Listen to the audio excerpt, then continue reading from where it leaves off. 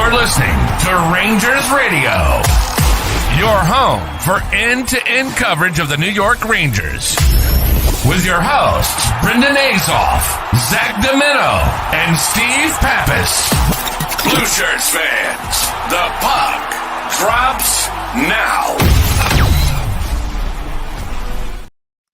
What's up, everybody? Welcome to Rangers Radio. We got the new intro. Kind of sounds pretty fire. That was dope. That's new. I like it. All right, boys. How's everybody doing? I know we got a lot to talk about. Rangers preseason hockey's underway. We got, the whole Shesterkin drama doesn't seem to end. We got injuries after injuries in that Islanders game. But honestly, one of the craziest come from behind preseason hockey games I think I've watched in a long time. But before we dive into all of that, how you boys doing? I got to be honest. I didn't watch a second of that game. That was right in the middle of the Mets getting shellacked by the Braves. So, same season, different season, same outcome for the Mets and Braves. So, they played tonight, right, against the Bruins? The Rangers, they played tonight against the Bruins. Yeah, tonight's also going to be the first game that I watched live. I watched the last two on replay, especially that third period of the Islanders game, just because I wanted to see how it actually unfolded. Looking at the box score, obviously didn't do it justice. It was crazy, but I'm on the Mets train right now. I'm on the Steelers train right now. We got the Rangers coming back, and even though it's preseason, look, anytime you look at ESPN or whatever app you use and you see the Rangers beating the Islanders, I don't care if it's in hopscotch, I don't care if it's a knockout on a basketball court, you want to beat that team. So it's always good to win, and I'm sure we'll touch on it, but we're getting some contributions from guys that obviously we need, and maybe some guys that are potentially fringe-type players that may be making a name for themselves and potentially getting a spot, maybe not on the opening day roster, but a look at some point during the season.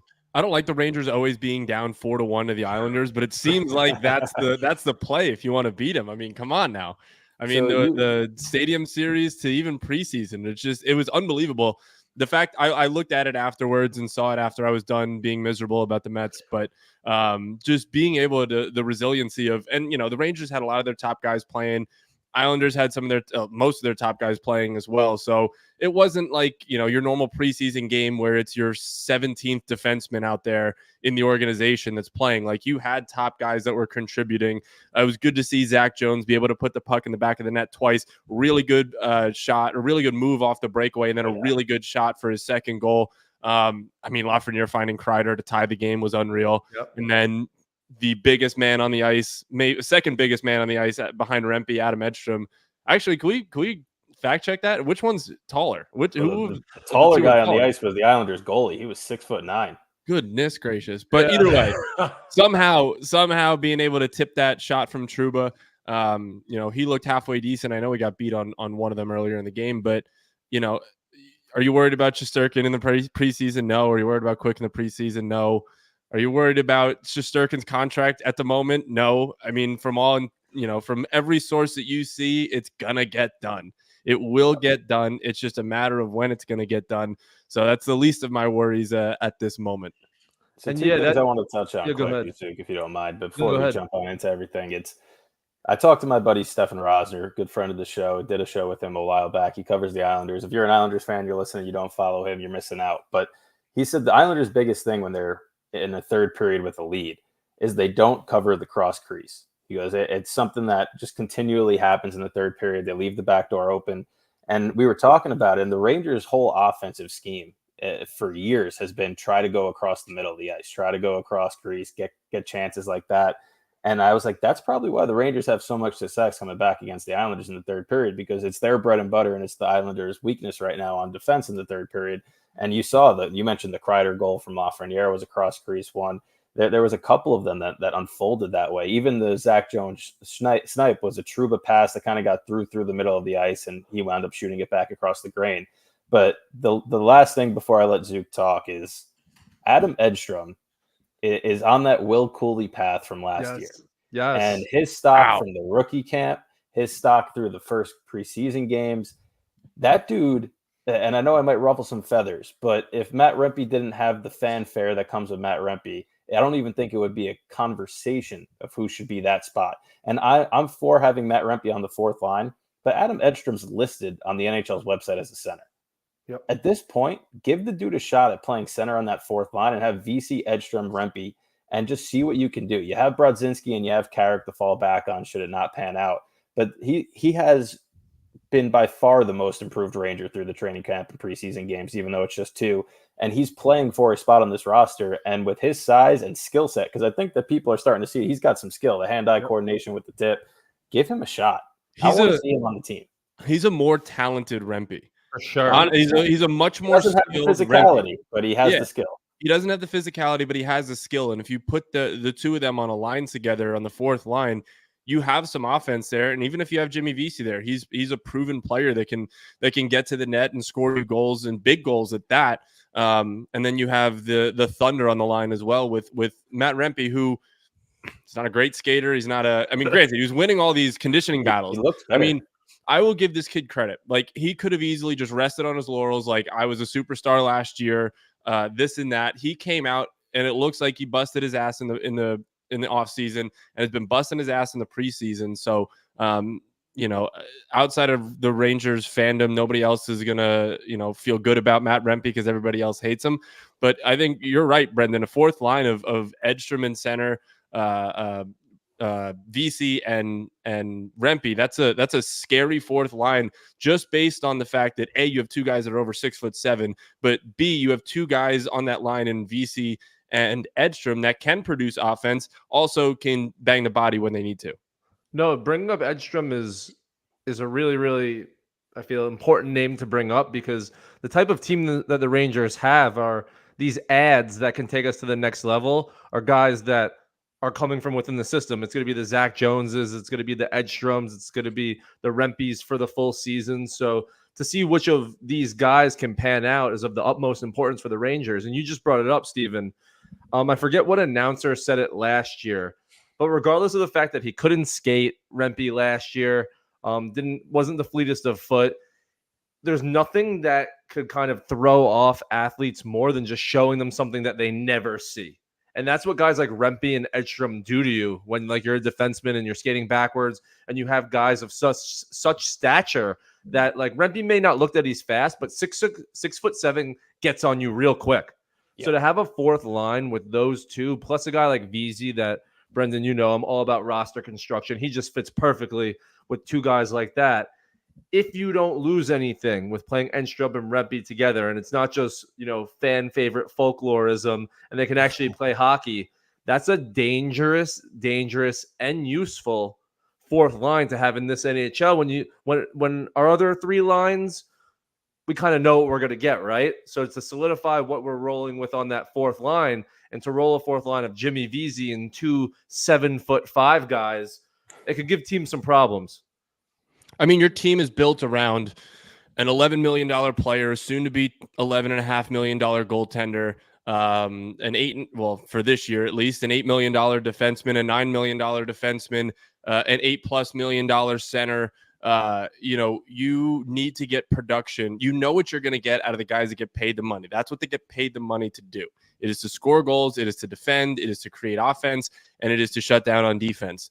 But the good teams, what separates the great teams from the good teams is what you get out of the guys making $750,000, $950,000, less than maybe $1.5 million. And I think the Rangers have the chance, and they've done it in the past. I mean, you look at guys last year, Blake Wheeler, we got on him a lot in the start of the year, but was able to fill a role towards the end of the season until he ultimately was hurt.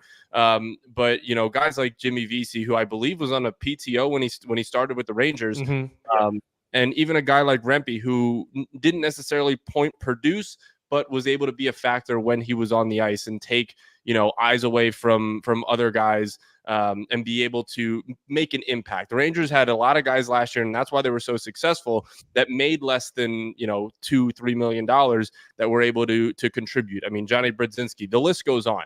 And I think, like I said, that separates the good teams from the great teams. Every team has their stars. You can go through every team in the NHL and they have a star or 2 or 3 on their team. But what separates the 2023-24 Rangers from the 2023-24 Nashville Predators is that the Rangers got a lot more depth scoring and depth contributions that a team like, I'm just picking Nashville out of a hat. I'm not trying to rag on them, but an average team would get. So obviously they're going to be a lot better this year in Nashville with all the signings that they made. Oh yeah.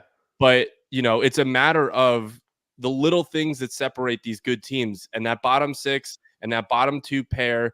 As much as we got on Gustafson last year, he had his moments where he was good, contributed as well. So, I think the Rangers are going to need to lean on those top guys, obviously, but also not forget the guys in the bottom 6 and that second or that last pair defenseman. Yeah, you're 100% right. And I think that, people kind of unfairly criticize Johnny Brodzinski and players like that because these guys are not coming into the lineup to score 30 goals. I know he might do that in Hartford, but that's not his role. I thought Brodzinski actually fit his role perfectly last year. And what I think that the Rangers have going for them this year, and it might not be the prospect pool that, we all hope that that your team would have, but you're talking about Edstrom. You're talking about Rempe. You're talking about VC. You're talking about Carrick. You're talking about Brodzinski. Alex Belzile is another guy that, we don't know what's going to happen, but he has NHL experience. That's 6 guys that you have that could rotate into a fourth line. VC, we've seen go up and down the lineup. Brodzinski, we've seen that same pattern. Edstrom, can even do it. There's a lot of depth in that bottom group where if somebody's not going right, somebody else can jump in and take that opportunity. And I like that. I know we talked about this at the start of last season, Zook, and that's something I really have, an adamant approach to if you're going to build a team is they don't have to be all-stars, but they have to be guys that can come in and do the job. And they have that this year. But, the one guy that we haven't mentioned that really had an opportunity to show something that hasn't is Brennan Othmann. Yeah. And I know if you follow me, I've been on him a little bit saying I don't see anything that, proves he's an NHL ready player yet. His AHL numbers were good, but a lot of those points were on the power play, and that's not what the Rangers need right now. I'm going to ask you guys, because I know where my stance is. Are you waiting for him? Are you optimistic that he'll become that player? Or are you looking to potentially move him because there's not really an opening to get him onto the roster? If you're not going to play him on the fourth line, you don't want to play him on the third line, where does he fit? Because right now they're heavy on the wings on both sides. So I got to see him live last year. He came to Rochester. I got to speak with him after the game as well. Okay. He's a very motivated, he's not the biggest guy on the ice. He's gritty though. He's a very gritty. He's a piece of shit, and I mean that in an endearing way. He plays the game as it's supposed to be played. He's a little bit undersized, but he's got a decent enough shot. He skates well. Unfortunately, the NHL level, and especially, I think it's more of a product of where does he fit on this team, because you're not going to throw him on the fourth line as much of a shithead that he is. And again, I mean that in a good way. You're not going to throw his talent on the fourth line. The third line you have pretty set in Cooley, Kakko. I would say Cooley, Kakko, and Hedl is a third line that you're very comfortable with starting the year, assuming Hedl stays healthy. Oh my God. It continues to happen. And then obviously he's not going to crack your top 6 unless a guy like Riley Smith, unless anybody in that top 6 goes down.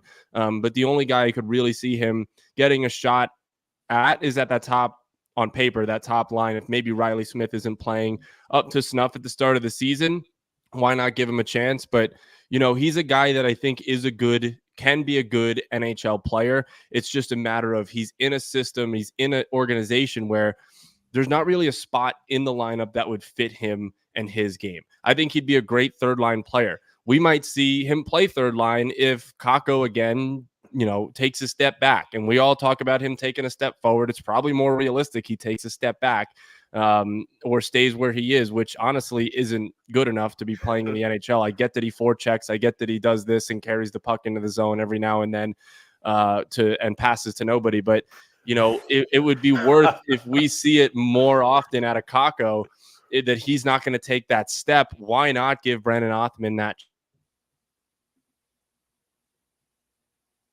Did I lose him? Yeah, no, there we go. He said it. He called it before the show. He said the internet was going to go a little bit wonky. Internet's terrible. I don't know what. Where'd you guys leave me off at?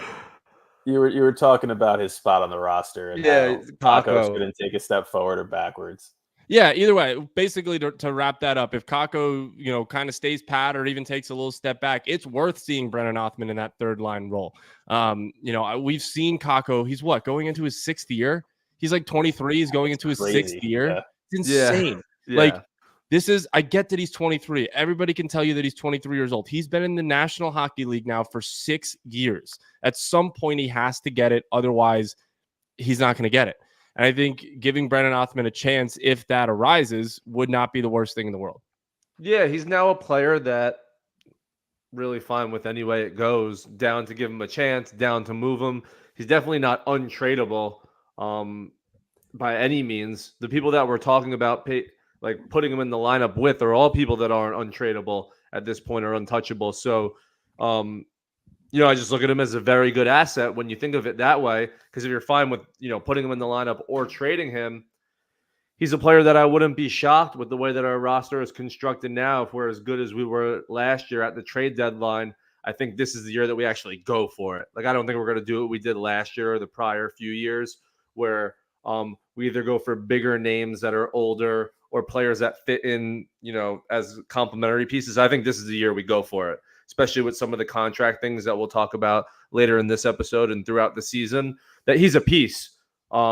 He's definitely a piece. And I know people have soured on him a little bit, but he still has a little bit of aura. And I know if you look at prospect lists, he's not top 10 or even top 20, but he's on those top 100, top 50 lists at this point. So you can get something for him. He's definitely not spoiled goods at this point, where I think whatever happens with Brennan Othmann, if it's on this team or it's not on this team, he's going to help the Rangers this season somehow.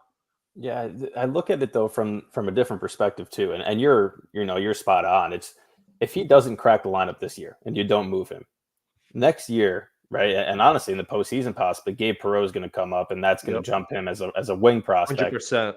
So he's going to get an opportunity then before Othmann does again. And now you just keep staggering him. It's almost like that Matthew Robertson thing, right? Where Matthew Robertson isn't a terrible prospect. He's not going to play on the Rangers, though, with what they have on defense. And he just keeps getting jumped over by the next level of guy. So at what point do you say he has some value, let's move him now, or we have to give him a chance first? We're going to keep him in the minors. Maybe he doesn't get a chance this year. Gabe Perreault comes, and then all of a sudden, teams are like, okay, you guys aren't going to play him. We can maybe give you a little less. But yeah, that's where my mind goes in terms of thinking about the future, because you can get something for him, even if you don't get an NHL player right now. If you can restock some of the draft picks that you've expended over the last couple of years, and you can get that for the deadline, even that helps you down the line. And I know we want to talk about the contract situation, but Steven, what do you think about that? Because I know you spoke to him, and I'm on the same level that you are. I think his play style is awesome. If there was a spot open, and there honestly could be a spot open, because we've seen the injuries that just occurred in one preseason game, with Lindgren missing a couple of weeks now. Panarin left. He's cleared, though.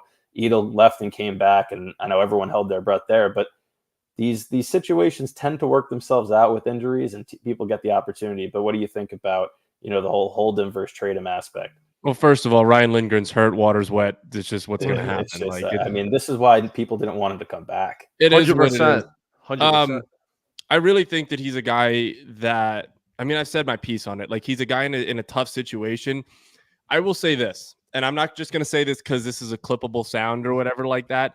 Brendan Othmann plays at the size of Matt Rempe and the skill of a smaller forward. Like, he's a guy that plays bigger than he is. He's 6 foot tall. He's the same height as Artemi Panarin. I'm not saying he has the same skill set as Artemi Panarin, but he plays like he's 6'7".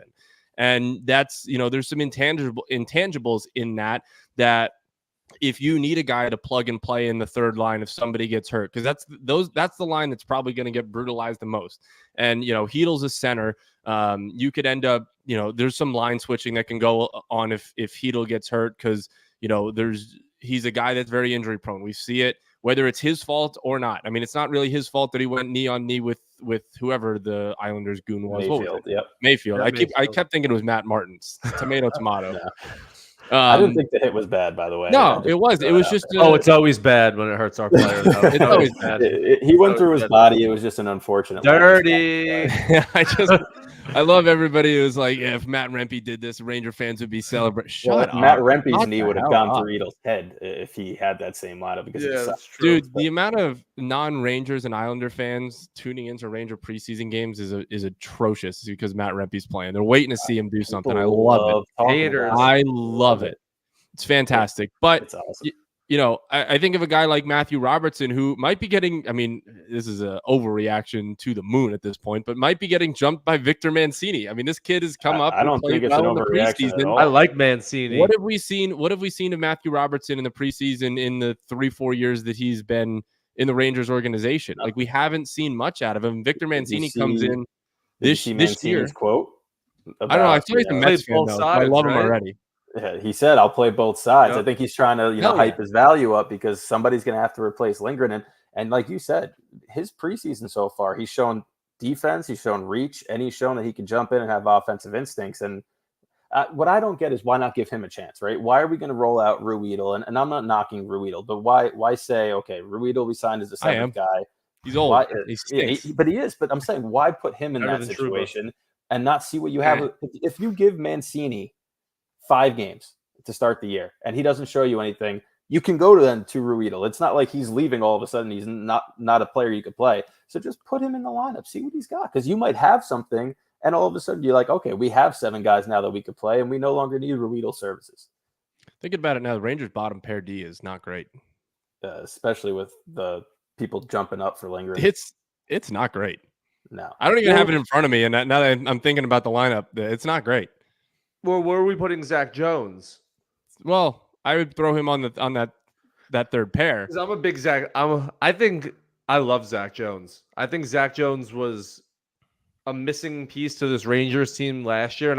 And this is not a shot on Keandre Miller at all. I wouldn't be surprised if Zach Jones gets 82 games. We may be sitting here saying that Zach Jones is the second best defender on the Rangers. That's big. That's a big mountain. I'm hitting B. I'm hitting B and I'm clipping it. His offensive game in the type of NHL that we have now, I think it's going to fit. And I think that there's just times where even when Keandre Miller is playing, you can watch 60 minutes of hockey and be like, Adam Fox was literally the only defenseman tonight that can move the puck at all.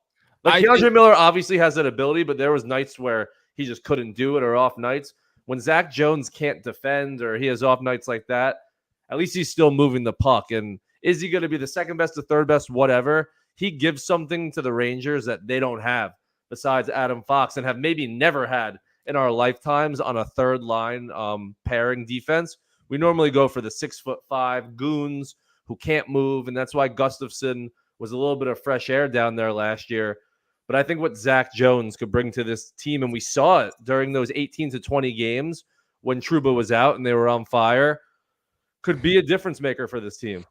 Fresh air down there is a wild thing to say, but either way, I can't get on board with that. I will criticize Keandre Miller. He's a dog, dude. He's so good. The reach that he has, I think he has significantly more good games than he has bad games. The reach that he possesses, the way he skates, the way he's able to, when he can, produce offense and be able to play defense. Like, I think that's the most underrated part of his game. He's not a guy that's going to score a ton of points, right? Like, he's not a guy that's going to score 60, 70 points in a season as a defenseman, but he is a very, very good defensive defenseman. His reach is unreal. He's able to get in front of pucks. He's able to move bodies in front of the net. Every now and then he's going to get beat. That's just what happens. There are skilled players up and down this league. But I think Keandre Miller is leaps and bounds the second best defenseman on this roster. I love Ryan Lindgren. I love what he brings. He's never going to score points. That's just not what he is. But he is your grit, your heart, your determination. He's going to block shots. He's going to get in people's faces. He's going to piss off the opponent. Unfortunately, it's probably going to be his last year along with Trouba. But I really think I can't get on board with Zach Jones being the second best defenseman on this roster this season. I also think what could also help Zach Jones is I think if Laviolette's smart, he could quarterback that second power play. He should. Yeah, he should. Him or Miller should. And I think it should be Jones. I think it should be Jones for exactly what that is. And I think I think what Jones brings is so valuable even from that standpoint, because I feel like at times Laviolette felt like he had to play that first power play for a plethora of reasons, but one was to have that quarterback on the ice. We just didn't have that with the second team power play that I think he has that ability, which not only helps the second line power play, but allowing the first line to, not have to play a minute 50 seconds straight of hockey. That balancing act, I think, is extremely important for this Rangers team on the power play. Is that second unit, though, an instance where you can run 2 defensemen out there? You can run Jones and Miller out there. You don't need to have Laviolette's obsessed with, and this is where Mancini may have a problem, and even though we're going to have to play someone at left defense, Laviolette is obsessed with playing guys like on their stick side. So I don't know if on a power play he'd want to throw 2 defense. But if there was ever a time, wrong way to run a power play. But if there was ever a time to do it, it would be on the power play where you really don't have to worry about watching yourself defensively. My follow-up, though, for you is who do you take off? If Zach Jones quarterbacks the power play, right? You have now Edel's healthy, so he's going to be on it, right? You're going to have Lafreniere on it because he's not getting that. He's not going to be on the top one. I'm assuming Riley Smith's going to be on Lafreniere, Riley Smith. And then I guess that last spot is where you exactly. Yeah. Like you can't pin down at the moment who that fourth forward is on that power. Is it Will Cooley? I'm more than happy to take Will Cooley off the power play. It's going to be Capo Caco. I'm more than happy taking Capo Caco off the power play to at least experiment with Jones and Miller. I like the Jones and Miller pairing for a main reason of Jones has that elusive ability that Fox has, where he can shimmy down the wall, make plays, keep the puck in the zone, whereas Miller has the hard shot, the straightaway skill. So if you put Jones as the quarterback and you put Miller on his strong side, he could take shots from his strong side. He could also make that cross-crease pass. You could have now Edel as the bumper, Riley Smith on his off wing taking one-timers. It does open up the ability of that second unit, whereas it's been very perimeter. And with Jacob Trouba there, every time he gets the puck, it's a slap shot that either hits the net or hits somebody. So there was no, diversification on that unit. Whereas you watch the first one, it gets zipped around, different people shooting. I think that does help. But I'd love to hear what our comments think at the moment. I know we got some people in here. Don't be scared. We don't bite. Unless it's a dumb question, we don't bite.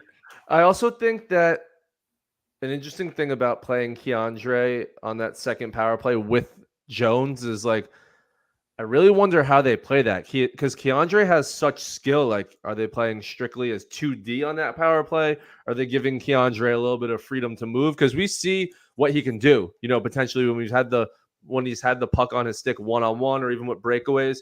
He's got certain skills that other defensemen don't have, especially at that size, where maybe you could potentially have some fun with a guy like that on a power play if you have another guy like Jones who strictly his job is to be the quarterback. When Keandre has to be the quarterback, you're kind of keeping the leash on him a little bit. If your power play doesn't rover around, you're not going to have a good power play. Yeah. So I know that X's and O's wise, you have your spots that you're starting in off a draw. But, if Miller gets the puck or Jones gets the puck along the wall, and it's what makes Fox so good too, you have to creep. You have to move. And I've coached before, I've watched, especially when you're looking at like high school age, college age kids, the difference between like that level versus the NHL is the maneuverability, right? You can't be stagnant on a power play. If you're stagnant, it's so much easier to defend, even though they're shorthanded, because you could just put your stick in a lane. It's not going to change. So you have to walk the puck to the blue line. You have to rotate down. The guy that's on the half wall has to come around the net. You have to create new looks. So both of those guys, Jones and Miller, are able to do that. And, if Miller winds up rotating down to the front of the net, he's 6'5". That's a big body screen in front too. So there's a lot of maneuverability there, but this is all great hypothetical because it's never going to happen. Probably not. Point. Probably not. Honestly, excuse me. Caco's for sure. I think going to get the first crack, like you said, Brendan. I mean, why not? I mean, give him a chance. There's no reason not to. I mean, but they're all lefties. Miller's a lefty, so yeah. We're still living in a world where I would love for them to maybe split up that power play a little bit, but we keep saying things that we know there's no chance. There's no chance that Zach Jones and Keandre Miller are starting the season on that second line power play, and there's no chance they break up power play one to start the season. So I wonder what would need to happen for any of those things to happen, but I think in both scenarios, it's something that, Laviolette can at least keep in his back pocket if things don't go as smoothly as he wants them to go off the bat. Do you guys believe that we're already like a week and a half until the season? It's crazy. My friends were, and we can kind of segue to the Shesterkin contract with this because this is what started the conversation with my friends today.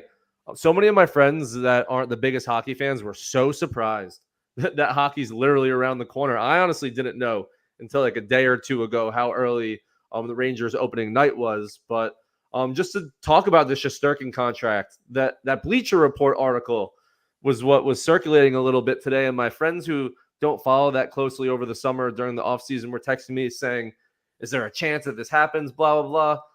Like Steven was saying earlier, this is going to get done. I'm fairly, extremely confident. I guess those two, that's kind of an oxymoron. I'm extremely confident that the Rangers are going to get it done. And people are just going to see headlines like this because it did exactly the job it was supposed to. My friends that aren't ginormous hockey fans, but like the Rangers and obviously love Igor, see a headline like that, click on it, share it, and you're going to get a lot of that with a guy like Igor in a growing sport like hockey where people are trying to get articles that people can click on. But I go to where Steven goes, and I think this is getting done. And I think that no matter what the price, it's not going to be something that is ultimately going to kill us. I think the numbers that we're talking about in between that 11 or even pushing it to 12, I think everyone's going to be okay with that. 2 episodes ago on 32 Thoughts, and I don't know how many people in here listen to 32 Thoughts, but Elliot Friedman, very reputable source, the Woj of rest in peace of the NHL. Yeah, he's not dead. He just retired. Just for those that didn't know, he's not dead. He just retired. The Woj of the NHL basically said the Rangers have made their decision. They are signing Shesterkin. It's just a matter of when this happens. So, like I said, this is not like the most,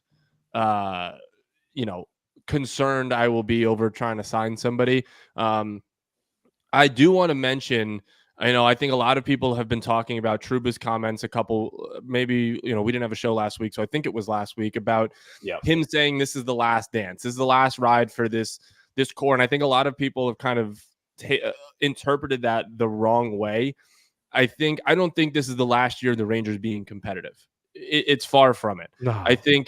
I think this is his last year as a Ranger. This is his last year. This is most likely Ryan Lindgren's last year.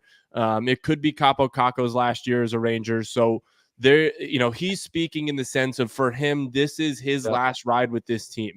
By no means does it mean this is the Rangers' last shot in this window to win a Stanley Cup. They have so many young, talented players, and even players like Zibanejad, who I believe is in his still early 30s. Kreider, who's getting up there, but still is able to play at a elite level. Lafreniere, who figured himself out last year. Fox is young. Miller's young. Jones is young. Like, there's so many talented players, and when they signed Shesterkin, he's 28, 29, something like that, almost 30. So by no means is this year the last ride for the Rangers. This is the last ride for Jacob Trouba with the Rangers. I think that was taken a little bit and run with in a different direction that I think was intended to be. Okay. And thank goodness for that, because I am sick of Jacob Trouba. Yeah, I know. Okay, so this is something that I've been itching to talk about, and I've wanted to do a video on it. I should have done a video. I don't know why I didn't, but I was studying for a test. Neither here nor there, all right? The rhetoric on social media right now about this Shesterkin contract is absolutely absurd, and I'm going to go over why. Okay, I'm just going to make a couple of comments, and we put can the mic down so you can go off. Yeah, it's really bothering me right now. If the cap didn't go up, the Rangers have $29.8 million in cap space next year. The cap's going to go up. If it goes up by the $4 million, which is scheduled to go up to $92 million, $33.8 million in cap space. If they're able to trade Trouba, even at 50% retained, they have $37.8 million in cap space next offseason. If Shesterkin signs for $12 million, if Lafreniere signs for $8 million, and if Keandre Miller signs for $7 million, they have $10.8 million in cap space to re-sign Rempe's and Cooley's and Kakos and all those guys that are $1 to $1.5 million each. They will still have enough money to add somebody at that point. And that's not even going to mention that Dylan Garon's going to come up and take Jonathan Quick's backup spot, which he's going to be $800K. So let's say another 800. Rhetoric of $12 million is going to destroy the Rangers franchise. No. And then on top of that, after next year, Artemi Panarin's contract is off the books. You're swapping the contracts. We talked about this 2 weeks ago. It is so stupid that people are pointing this out there like $12 million is a number that's going to destroy the whole franchise. It's a number relative to the time. the $10.5 million that Carey Price signed was a worse contract for the Montreal Canadiens than $12 million is going to be for the Rangers to sign Shesterkin. And when this cap, like you said, it's not close. And Steven said this 2 weeks ago. When the cap gets to $100 million plus, we're going to be laughing. Shesterkin 11% of your cap, it's a steal. And it's a good move. Good, man. The dude is so good. He's the only player on the team that performs in the playoffs. It's moronic that people are like, we can let Garand take over. Garand might be a great goalie, but there's not an ounce of credibility from any source that's watched him play that he is of that level yet. Yep. I'm sure Dylan Garand's a great guy. Let's stop. Yeah, he's not taking over. Listen, if he was a $5 million goaltender that was doing well, great. But the Rangers are so fragile in terms of their goaltending situation where if you lost Shesterkin with the current construction of the roster, and Zook, you're big on this, if they let Shesterkin walk, are they going to allocate the $12 million properly? Who the hell knows, right? So you keep Shesterkin, and you wind up getting rid of Panarin down the line. And if Panarin really wants to come back, he's got to take less. And if Kreider really wants to stay and, he's got a moderate no trade, then listen, buddy, we're going to have to make sure that we could sign players around you, but we might have to let you go. And you're going to talk about, Zibanejads of the world, those guys. Well, if you want your $8 million and you don't want us to do something similar to a Barclay Goodrow, because clearly Drury doesn't care about how he looks, well, you're going to have to start playing up to that. And I think he will. I think he shot the puck in the preseason game the other night against the Islanders, which is something that, the difference between Zibanejad being an 80-point player and a 100-point player is just him shooting the puck, because then the passing lanes open up and he can do what he does. But this whole narrative about Shesterkin not being worth the money and how it's going to handcuff the Rangers, it's just driving me absolutely bananas, man. It's so ridiculous. I'm going to put this out there now. Mika Zibanejad scoring 40 goals this year. You can clip I already bet it. You can bet it if you want. Mika Zibanejad is scoring 40 goals this year. Put it in writing. Put it in Sharpie. It is happening. I like that. And this will be my last comment because I know Brendan's got to go celebrate his successful test score. But, it's because hockey's in a very interesting spot because it's so small in terms of cap and size versus the other big sports that, it doesn't have to grow that much to proportionally grow a lot, where we see this happening in football right now, where you cannot look at contracts versus the salary cap right now. And we see so many smart teams in the NFL giving these contracts that may make you like squirm in your seat this year. But when you see what the salary cap is doing in that sport in the second or third year, those are the teams that are winning the Super Bowls or making it to the conference championships because they have these guys on such good contracts that what Brendan is saying right now, and what Steven said 2 weeks ago, this contract is going to be laughable in 2 or 3 seasons if the NHL goes where it's going. And in hockey, with these long-ass contracts with 8 or 9 seasons, like in 6 years,